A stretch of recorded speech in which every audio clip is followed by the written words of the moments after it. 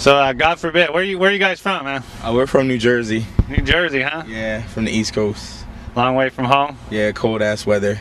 But it feels good to be out here in the sun, so. It's kind of cloudy today, but you got sun today, huh? Yeah, we had a little sun earlier, but you can't always have sun, but it's better than snow, so, you know. So you always listen to metal or what? Yeah, I grew up on metal, you know. It's been a main focus in my life, all of our lives actually, you know. We come from musical families, so we've experienced all types of music, you know, and we kind of feel a little bit more at home in the metal scene just because of the aggression and, you know, the non-bullshit attitude that we have, so. So is there a lot of metal in Jersey, or? Oh yeah, we got a couple metal bands, you know. It's more like the East Coast. You know, there's not too many metal bands in Jersey, but, you know, we have Massachusetts and New York and Connecticut, you know, and Virginia. So we make up the East Coast metal scene, basically. So you guys been together like 10 years, huh? Yeah, it'll be 10 years next summer. So you've been, you know, like growing as a band, you think? I mean, this last CD is really, it's kind of seems like a lot of growth in there, you think? Yeah, I mean, we've been doing this for a long time, and we've been constantly always evolving, you know. We're always going to try and throw a little, you know, monkey wrench in the program, you know, keep it unpredictable, you know. So, I mean, as long as we're a band, we're going to continue to grow. You know, there's no point in pigeonholing ourselves and being one set way when, you know, we're a band of different, you know, diversity. So why not just use that, you know, and make the best music we can. So that's the plan. So like Constitution of Treason, that seems to have a message maybe about rebelling, or? Well, it's not really about rebellion. It's just about getting people to wake up and realize, you know, what's really going on. And like you have a voice, you know. In this country, you're given an opportunity to make a statement and be heard, you know, and taking full advantage of that opportunity, you know, instead of just sitting by and complaining about what's going on and not being a part of the solution and, you know, just adding to the problem. So I think that's the main focus of the album, you know, just trying to get people to wake up and realize what the hell is really going on. You got a question, man? Yeah, I got one question. From the beginning, when I first heard you guys, I liked what I heard, but the biggest thing that struck me was the fact that you were African American, meaning and it's so few and far between in metal. You know, I mean, there's really not that many black singers out there, and a lot. I mean, has it posed you any problems? I mean, is it hard to tell you? I mean, a lot of your friends that, you know, hey, I'm into this style of music instead of rap or anything else, because a lot of, I mean, I don't know. I mean, we kind of grew up on it, you know. It's like people who know who we are as people, you know, understand what we do, you know. I mean, the outside person who doesn't know me, you know, might not understand why we play metal or whatever, but I think the collective that actually know us as people outside of the band understand what we're doing. And as far as, you know, it having some kind of impact on us, it's not like anyone has ever come up to us and said, we don't like your band because you're black, so we're not going to buy your record. So we really don't know, you know. But I mean, whatever, we're doing it. We've been doing it for a long time. We get a lot of respect inside the scene, you know, from bands and people in the industry, you know. And then we get a lot of haters too, but you know what, fuck them. You know, we're still going to do what we do, and that's how we've been doing it this long. And you know, it's with us, it's all about the music, you know. It's always been about the music. So I mean, people who don't like us because of a skin color can really go fuck themselves at this point. See, that's what first drew me to it, because I had heard him and then I saw your video. I think it was Better Days. Yeah. And I was like, oh shit, man, because usually you hear a lot of bands, you see a lot of stuff, nothing really sets them apart. Yeah. But you guys were set apart. I mean, because it was something new, it was something different. I mean, I think it's cool that you're kind of setting yourself apart from everybody else, because, I mean, people tend to have their style of music and they don't tend to really venture that far from it. Yeah. But I got to hand it to you on that, because it's almost like, I mean, and for a lot of people it's unknown territory, but you did something different, and I really like that. I got to commend you on that, man. It's cool. Well, thank you. I mean, you know, like I was saying, like, you know, the difference between us and a lot of other bands, you know, beyond the fact that, you know, our style of metal is a little bit more old school with some new school stuff, you know, it's the fact that we are black, you know. And, you know, some people might see it as a crutch, you know, some people might see it as an advantage. We really don't give a fuck, because, you know, when you're listening to music on the radio, you don't really put a face to the music until you actually, you know, seen the band live. So I mean, if people have heard the music on the radio and like it, but, you know, then they see us live and they don't like us because we're black, then they can really go fuck themselves, you know. Once again, but you know what I'm saying. I mean, it really, I mean, it's probably an issue to someone. You know, we don't really see it as an issue. You know, I mean, for us, it's always been about the music. So I mean, that's what we do. You know, and anyone that likes our band, you know, and that's seen us live knows that the live show is, you know, as intense as the record is. You know, so they're not really getting robbed by the fact that we, you know, we are of different ethnicity. No, I didn't mean it that way. It was just like it's so new. It's like around here in Sacramento, growing up here, it's all I've been. Yeah. Going to school, it's like it's almost in a way music segregates us, because at school you got the metalheads, you got the rappers, things like that. And occasionally at school, you know, I had some black friends and they listen to our music, but they always got tension from the other guys that were like, "Hey man, you know what the fuck's that all about?" It's that whole like stigma about heavy music. You know, like I got the same shit when I was growing up. You know, the first thing dudes be like, "Oh, you like heavy music? You like heavy metal? Oh, kill your mother, kill your father." Yep. You know, it's that same stupid. You know, it's just people not really investigating. You know, they're just going on presumptions. You know what I'm saying? If you open up a booklet to one of the CDs and read what's being said, then you wouldn't have that stupid fucking, you know, kill your mother, kill your father attitude when you hear that someone else is listening to something different. You know, it's just like, you know, kids growing up listening to jazz back in the day. You know what I'm saying? It's not really necessarily the norm, but people still do it. You know, and like in the '60s, you had Jimi Hendrix. You know, you had Miles Davis, you know, you had Carlos Santana, you know, the Doors. You know, it's all about the music and the people in that genre of music, you know, come together.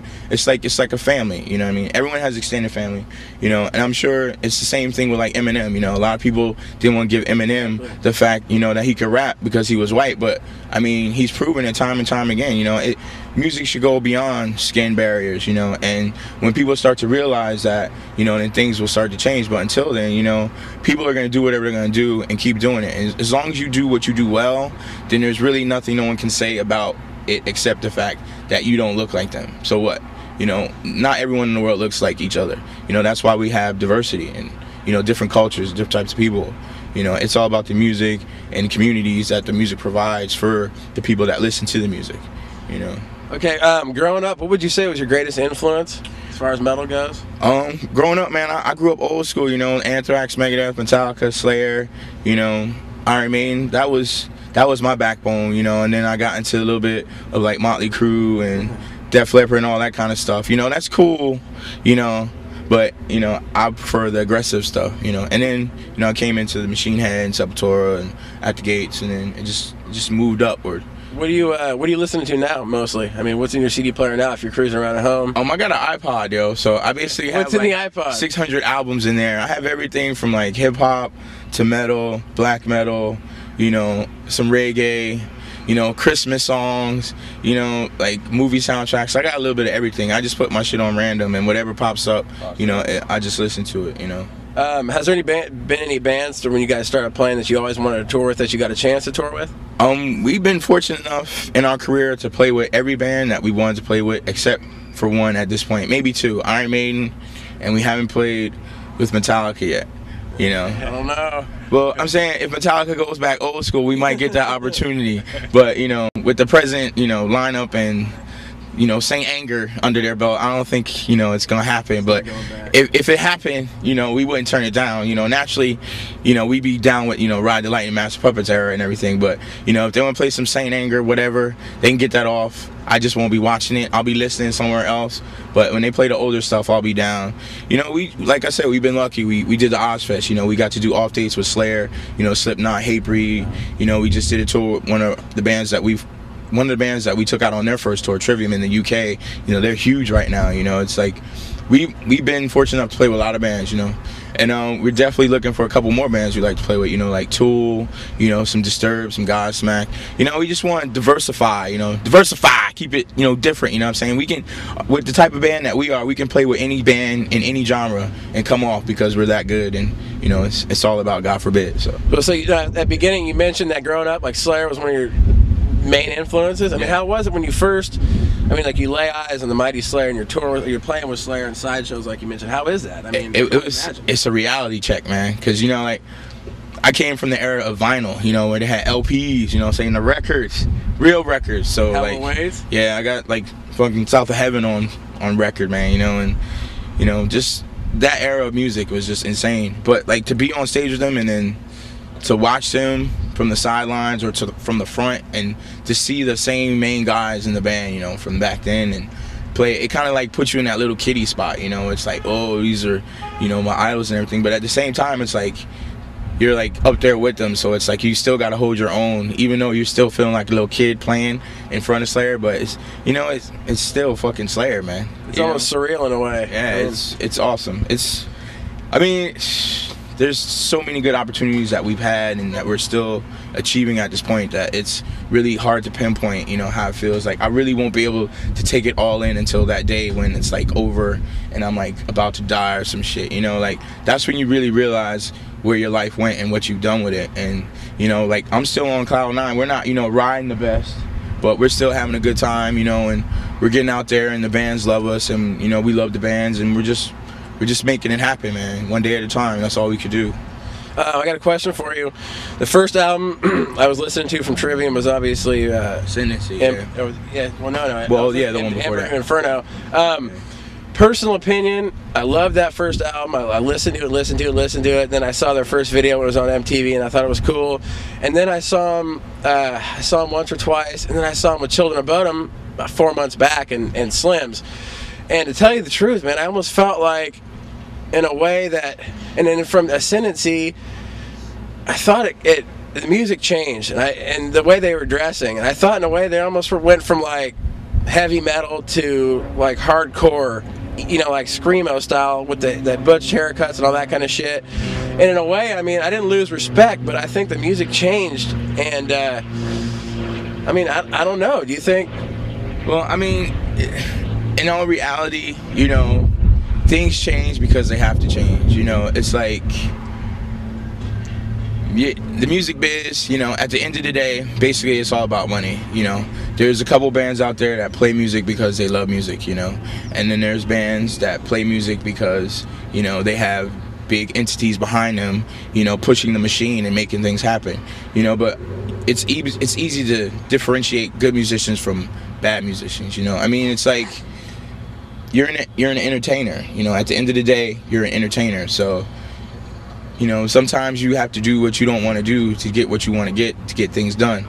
But, you know, sometimes you can just roll through, you know. It varies, man. I mean, I know them as people, and like, I've heard the first record and I've heard Ascendancy, and I know them, you know, from just coming off this tour. You know, they're a really good band. They're still young. They're still growing. You know, it's like when you get signed and you get into the music biz, you get thrown in with no idea what the hell is going on around you. You know, everything changes. You know, a lot of music today is not really about music. It's all about the image behind the music. And, you know, I could name a couple motherfuckers, but I don't want to go there because we all know who they are. But anyway, it's like, you know, some bands are just, you know, just trying to find their place, and they're growing, you know. And there's nothing wrong with, if you want to be a hardcore kid, you can be a hardcore kid. You know, if you want to be an emo kid with the hair to the side, with the mascara, what have you, you know, do your thing. That's you. That's your personality, you know. But I mean, at the end of the day, when all that is not cool anymore, the only thing that you're gonna have to speak for you is your music.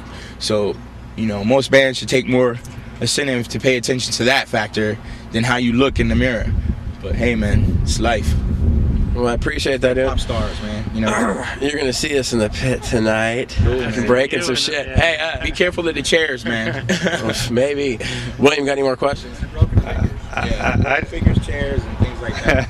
Pantera is the one band we definitely will never get to tour that we want to tour with anymore. So I just wanted to ask about the Fallen Hero video. Did you know some people that fought in Iraq, or? Actually, my guitar player, his uncle, he's like in his 40s now. He just got back from Iraq. You know, he was in the reserve, so they sent him over there. And we've all had family members and friends that went over there and fought. You know, I mean, we support our troops wholeheartedly. We just don't believe in the reason why they're over there. You know, it's all about diplomatic whatever. You know what I'm saying? It's the big man with all the money, you know, making the little man suffer and do all his dirty work for him. And, you know, it's sad that it comes down to that, but, you know, for all those that are over there, we hope you get back home safe, you know, and soon, and this bullshit ends, because it really is bullshit, you know. But, you know, I mean, a lot of people take, you know, liberties for granted, and these people over there defending us. So that's why it's important for people, you know, to make their voice be heard, because, you know, if you made your voice heard back in 2002, you know, or 2000, and in 2004, you know, we wouldn't be in this bullshit right now. But, you know, people just sat back and complained, and then dude waltzed in, and this is what happens after he waltzed in, you know. So I don't want to get political because then they'll come get me and then I'll be disappearing and shit, you know. JFK and all that shit, you know how it is. But you just gotta make a choice for yourself, you know. Gotta get involved. It's a tough spot that we get put in, you know, because we're against the war, but we're we support the troops, and that's what I got from the video. I thought you did a really good job. Oh, thank you, man. You know, it's like, for us, it's very important, you know, because, like I said, these are our family members that are going over there. These are people that we know, you know, that are putting it on the line, you know, and then, you know, the way things are going right now, they're going to go over there, give all they got for us, so they're going to come over here and they ain't going to have no jobs.